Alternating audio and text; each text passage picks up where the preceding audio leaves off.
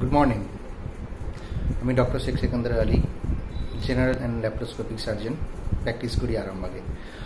আজ আমি যে বিষয়টা নিয়ে কথা বলবো সেটা হচ্ছে যে ফাইমোসিস।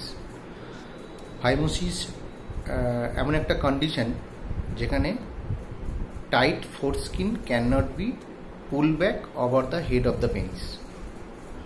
মানে বাংলায় যেটা দাঁড়ায় সেটা হচ্ছে যে পেনিসের যে লুজ চামড়াটা থাকে সেটা যখন টেনে নিচের দিকে নামানো যায় না, খুব টাইট থাকে, সেটাকে আমরা ফাইমোসিস বলি।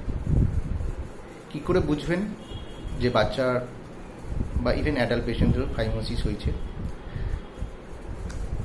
দেখবেন যে পেচ্ছাপ করার সময় পেনিসের মুখটা ফুলে যাচ্ছে, কিংবা উইক ইউরিনারি স্টিম, মানে পেচ্ছাপটা যেভাবে যে ফ্লোতে পড়ার কথা সেইভাবে পড়ছে না।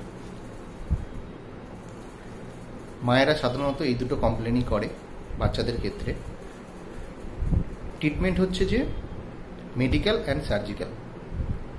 মেডিকেলের ক্ষেত্রে আমরা অনেক সময় স্ট্রেচিং করে দিই, লুজ চামড়াটাকে স্টেরয়েড দিই। আর সার্জারির ক্ষেত্রে আমরা কি করি না, যে লুজ চামড়াটা থাকে সেটা আমরা পেনিসের উপর থেকে কেটে দিই, কেটে বাদ দিয়ে সেলাই দিয়ে দেওয়া হয়। Thank you.